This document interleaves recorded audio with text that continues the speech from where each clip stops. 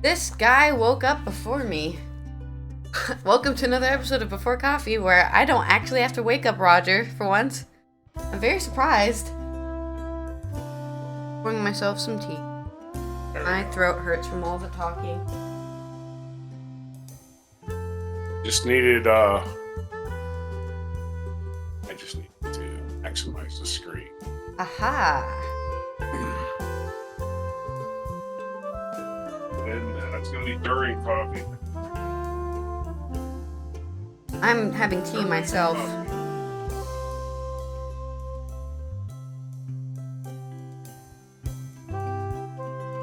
Some nice Earl Grey tea that I just burnt my tongue on. Hey. You're ready to go? I'm ready to go.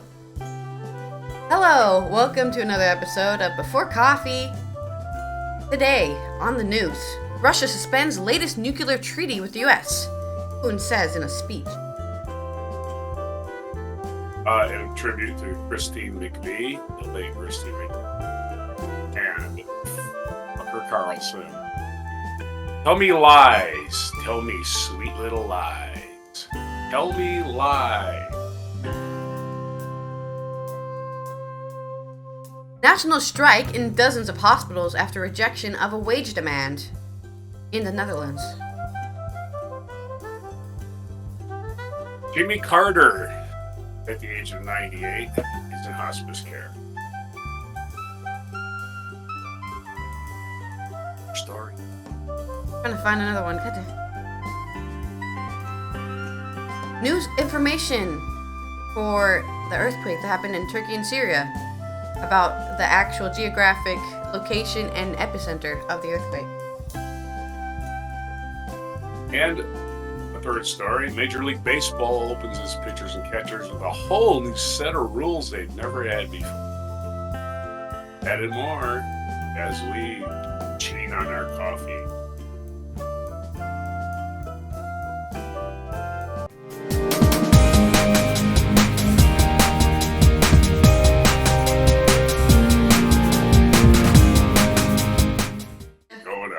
I was playing the intro. That's why I was dancing while the intro was playing. Oh, gotcha. I just like the dance. I'll pretend I can hear it too. Oh, right. I heard news coming out of Russia. On the drum all day. Yeah.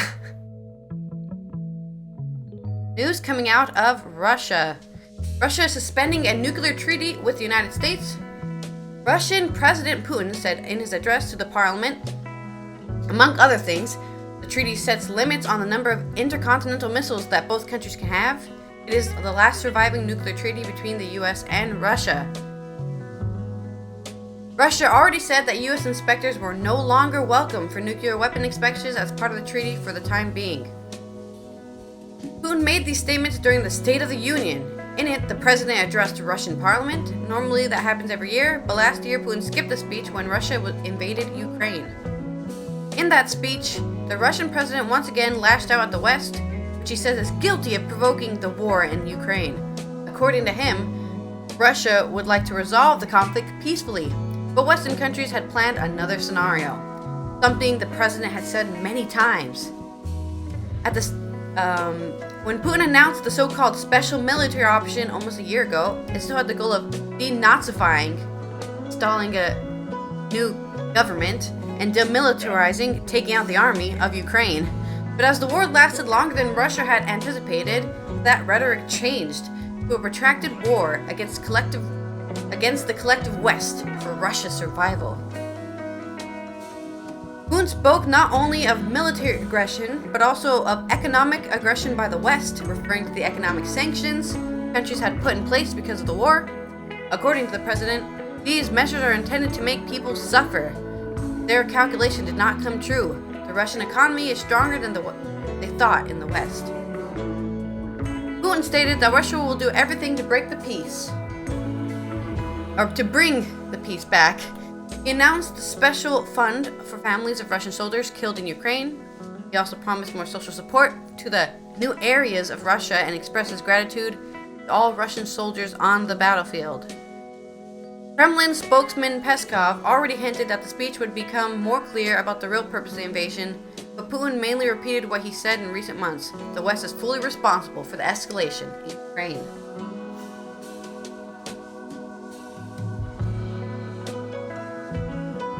In American news, Kevin McCarthy, the Speaker of the House, who refused a subpoena in the January 6th committee, has turned over 41,000 minutes of recording to 41,000 of recordings to Carlson Fox, who is a confirmed liar. Not that he lies to me or you.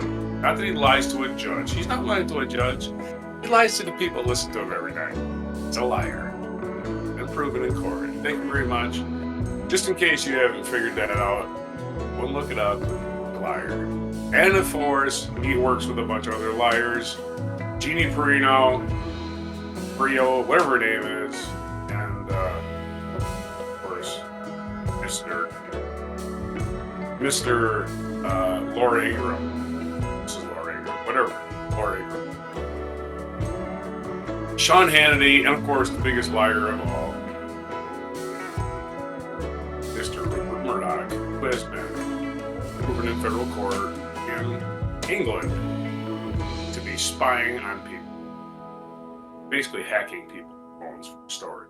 So, this organization, which is not a news organization, should never be confused with news. It's to call itself news. They're banned in Canada. Can't be on cable TV in Canada because Canada won't let them call themselves news because they're not news. They're opinion. You can have all the opinions you want. You just can't report fake news. Next story. That's my little diatribe on Fox News. I'm sick of people telling me things that aren't true that they hear on Fox News. Sorry. Oh, it's totally understandable. It's been a problem. Like I said yesterday, it's been a problem for really decades now. Oh yeah, it started the slow growth of the Fox News program into more of think pieces and populism makers, right? They just want a lot of people to agree with what they're saying, for usually the wrong reasons and usually a very narcissistic reason, right? They want, right. I'm the voice of the nation. That's what these people who work at Fox want, and they don't care if they're actually influencing good or bad things to happen in the country. They're just happy to be able to have the influence and the power to do so. Speaking of having influence and power, national strike in the Netherlands after hospitals' wage demands are rejected. Employees of dozens of hospitals will go strike in mid-March, and they will only provide emergency care for the day. The trade unions FNV, CNV, New 91 and FBZ have announced this as a collective agreement that expired on January 31st. More than 200,000 employees in hospitals are covered under these unions, and the Netherlands has 65 hospitals and 14 rehabilitation centers, also unions. According to them, employees do not immediately want to offer more wages and other conditions. They had issued an ultimatum demanding a 10% wage increase for 1 year and €100 gross per month. This morning, the Association of Hospitals announced that it would not comply with the demands of the unions. According to the employers' organization NVZ, there is a very reasonable proposal. They offer a 13% increase over 2 years. Employees can whistle for purchasing power, retention, and more control over schedules. This FNE director, Elise Merline. No. The employer just wants more flexibility and cuts on reimbursements that hospital employees receive, such as the shifted service allowance. According to FNV, staff in more than 50 hospitals have already indicated that they will participate in the national strike, which they will then run a so-called Sunday shift. This concerns great general hospitals and not medical centers. They use a different collective agreement. Not all hospitals and rehabilitation centers will run Sunday shifts. They will allow regular care to continue, but will demonstrate in a different way. According to the unions, it is quite unique that a national hospital strike is immediately initiated. FNV expects that more hospitals will join the national action in the coming weeks. Imagine being able to do that. Labor strife. Yeah, labor strike for hospitals. One of those, assumed jobs, right? Why would it ever go away? It's always going to be take here. You for granted. Yeah. Go ahead and work long hours and never see your family and yourself at risk. And we'll just say thank you. Like we do with the military. We say, thank you for your service. Then we move on. You ready? Yep. Ready for you. Jimmy Carter, who everybody's going to start remembering before he dies, which is, I think, the proper way to do it, but we've been alerted, is 98, which is 10 years longer than any other president. Joe Biden's catching him, by the way. He'll still be in office when he's not. But Jimmy Carter, again, we appreciate Jimmy Carter for the man he is, not necessarily the president he was. Not that he was a bad president, it's just that he didn't get along with his own party. That's never going to be primaries. So they primaried him with Ted Kennedy, and he beat him because he had no chance. It's Ted Kennedy's entire wing turned against him. He had no chance in Germany. It's a fact. He was a nuclear engineer. And at the age of 28, 1952, Jimmy Carter, as lieutenant in the United States Navy, nuclear engineer, saved a nuclear reactor in Canada. Basically saved an entire population, entire city. Answer. If you want to read the story, Rachel Maddow did an excellent read. They had to basically take all of these Navy guys, and the Canadian Navy called them in. The Canadian government called them in and said, we need some nuclear engineers. We need this reactor's going to come.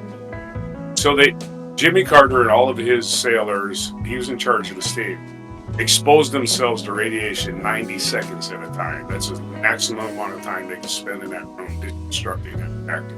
So they go in for 90 seconds each of them, not go back, get contaminated.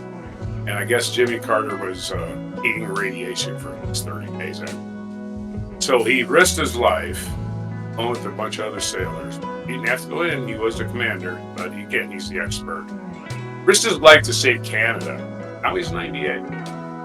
Well, he's also a great president who helped the Homes for Humanity for a very long time. He's even when he was I think even only 5 years ago, he was still building houses. At 80, 85. Oh or no, still no. He's still forget doing 80. it now. 95, 96, he was building houses. Yeah. He also has started the Carter Center, which monitors democracies, struggling democracies.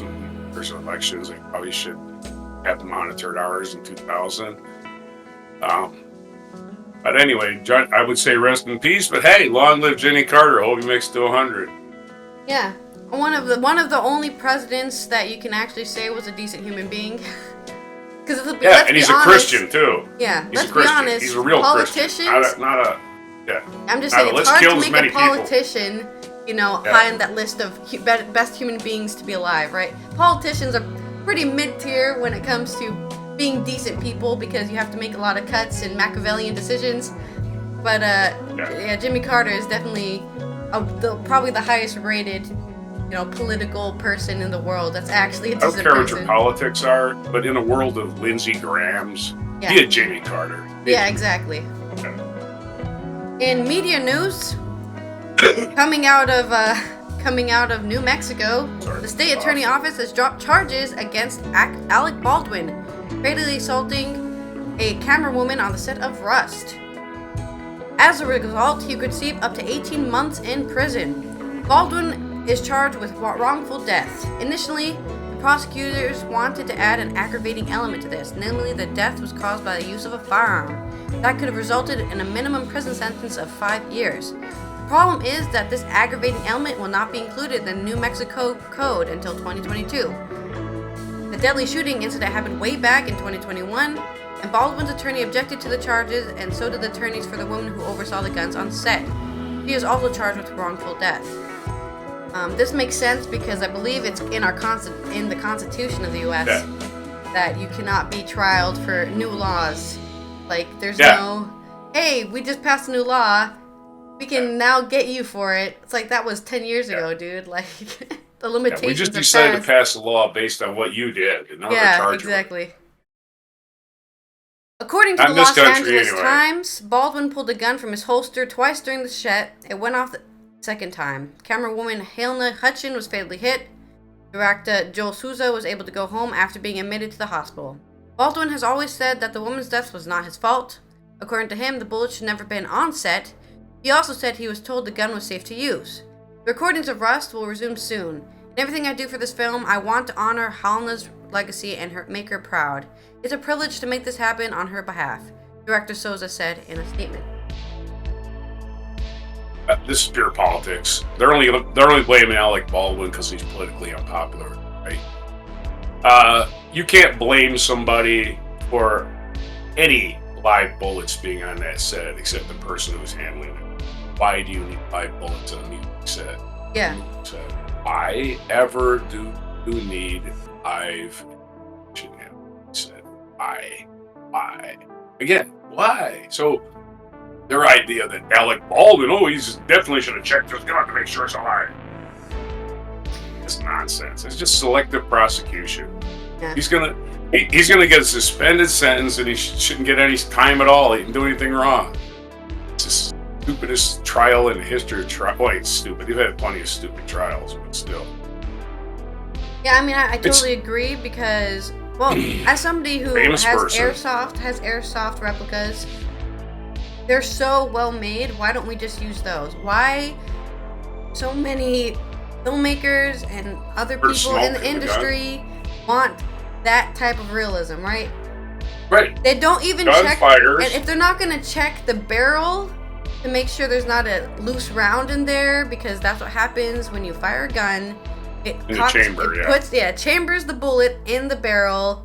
If you don't check if there's anything in there, why are you even having a gun anywhere near anyone? If you're not live ammunition on a movie set. Like you didn't check. We want to make these bullet holes look real. Yeah.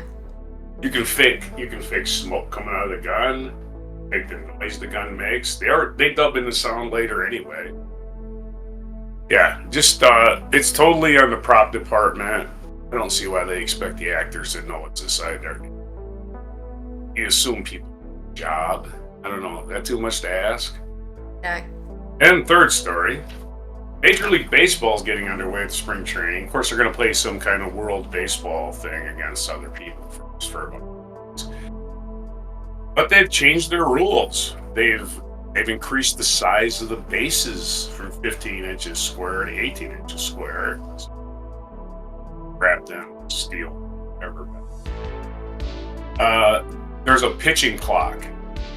You got 30 seconds between batters. If the batter's not in 30 seconds, it's a strike, I guess. If the pitcher takes more than 15 seconds between pitches, it's a ball. If he takes 20 seconds with the runner on base, it's a ball. The pitcher can only throw over to first base if there's a runner on base. He can only throw over there twice. The third time he has to pick him off, or the runner is awarded the next base. So he goes 1, 2. Third time, if he doesn't pick him off, runner gets second base. So after the second throw, that runner is going, right? So there's going to be more. They're doing this to increase stolen bases. That's what I'm saying. They want more stolen bases. They're tired of home runs. Baseball is boring. It takes too long. And all that ever happens is strikeouts and home runs. That is why they're doing this. You look at the stats, strikeouts are up, home runs are kind of leveled up, strikeouts are up, singles are down, doubles are down, batting averages are down, stolen bases are down, and games. Boring. Home run contests. So that's what they've done. I don't know how it works, but nobody watches baseball. And I like baseball. I only watch the highlights. Yeah, it makes you think that maybe they should just make the game shorter. That's what they're doing. Yeah, exactly. That's what one rule they're keeping. Yeah. One rule they're keeping is the ghost runner at second. So if it goes to extra innings, in the 10th inning, the person that made the last out gets to start the inning at second base. So the first batter up has a runner in scoring position. That's a permanent rule now. Yeah. Make the game shorter. They call it a ghost runner, but that's not really a ghost runner. A ghost runner is when you're playing one-on-one and there's other players and you get a hit and you run to first base and you go ghost runner and you run back and you hit for your next guy. That's a ghost runner. Anyway. Yeah, it's really interesting that they think that's gonna make the game shorter. I guess we'll see. Oh, it will. I think they tried it in minor leagues. Shortness might not be enough to revitalize the game. Because I really do think that other sports are really quick compared to even a shorter baseball game. Well, anecdotally, they tried it in minor league baseball last year, and it did speed up the games. And I think the people that have opinions on it, they said, yes, it does make the game go faster. But that's minor league. Yeah. These guys are $30,000 a year. These millionaires, they'll be up there, 30 seconds to get ready? I think the game should be definitely sped up. I did it with basketball. NBA did it. They never used to have a shot clock in college for instance. When I grew up, when I was a kid, college basketball and high school did not have a shot clock. You could just hold the ball and pass it forward. Never take a shot. Just pass it back and forth. And teams did that. It was called the 4 quarters. They would stall it out. Awful. Not fun. Yeah, not fun to watch. Just awful. 3-point lead with 5 minutes left and try to kill the clock. No, that's awful. It's awful basketball. So they got rid of the shot clock.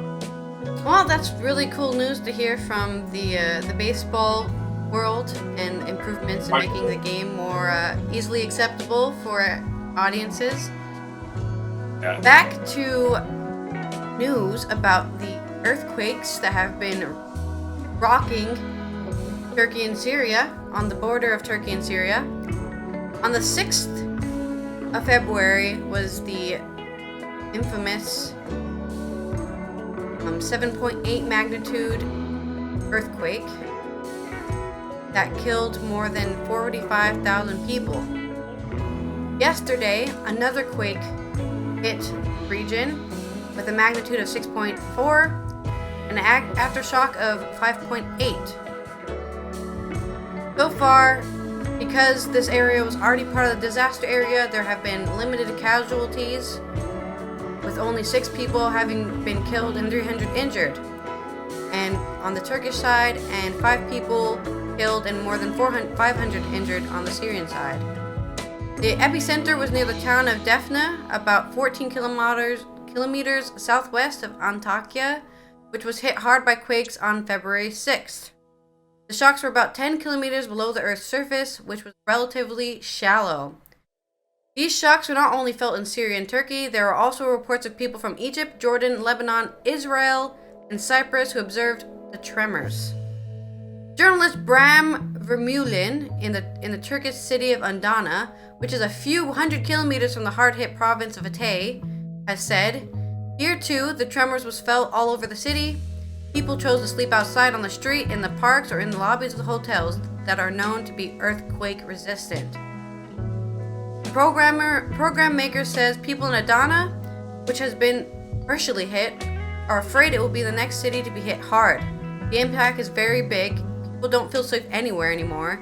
Geologists here say this earthquake is completely new and from a different fault line. That makes it scary.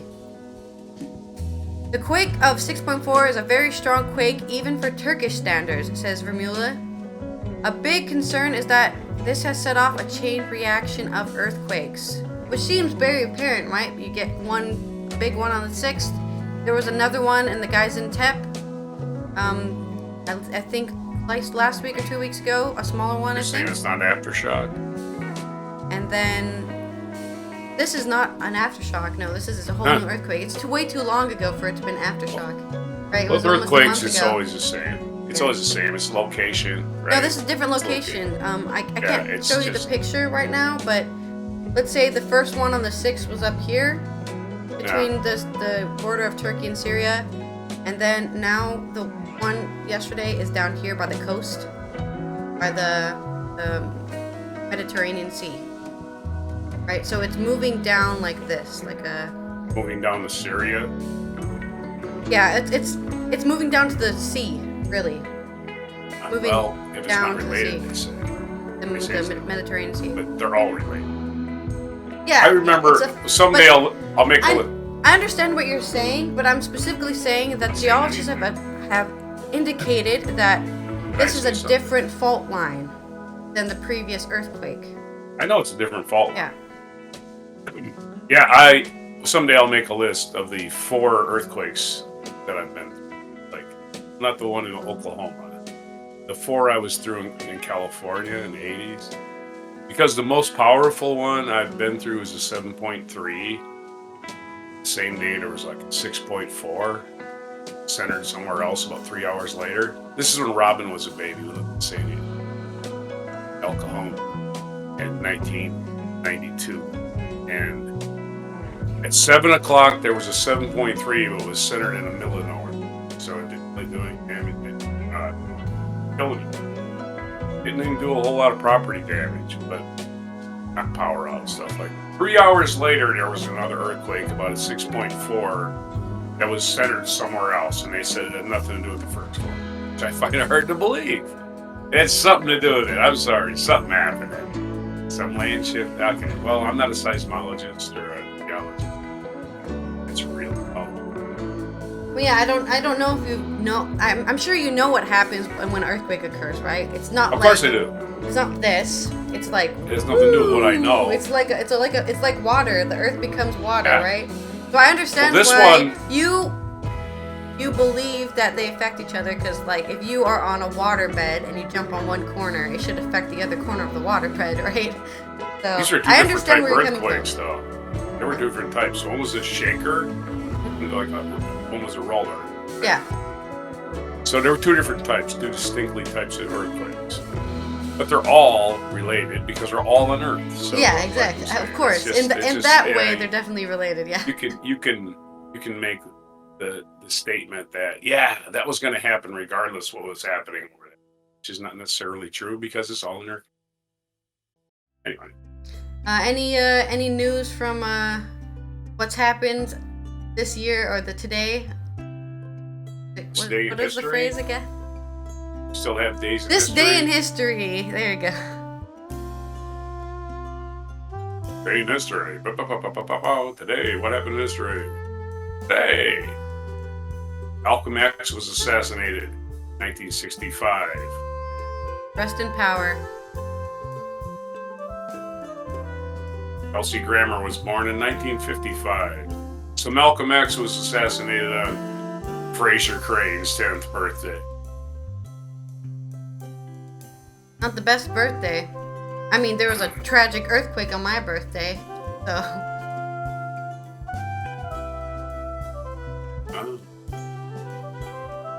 Or events. Billy Graham died at the age of 99. Famous televangelist. American businessman Steve Fawcett became the first person to fly solo across the Pacific Ocean in a balloon. He later died during the solo flight. So, rest in peace, Stephen Fawcett, out there spending all your millions trying to stretch the human endurance records. Could have done nothing. He could have stayed home. Right? But hey, it's his life to lose. That's what I say. And 1972, Richard Nixon met with Mr. Mao Zedong and the people with the China. That's it. That's the day in history. Well, if there's no more news today. That's the way it is. February 24th, 2023. Ultra Chronic Hype. That has been Allison here from Europe, talking about tragic earthquakes and Russia escalating more of the Ukrainian conflict, and Roger reporting on the Americans being complete morons about 50% of the time for no good reason. Hope you have a good rest of your morning, All right. afternoon, and evening, wherever you are. And we hope to see you tomorrow for another detailed explanation of what's going on in Europe and the US. Bye. Bye-bye.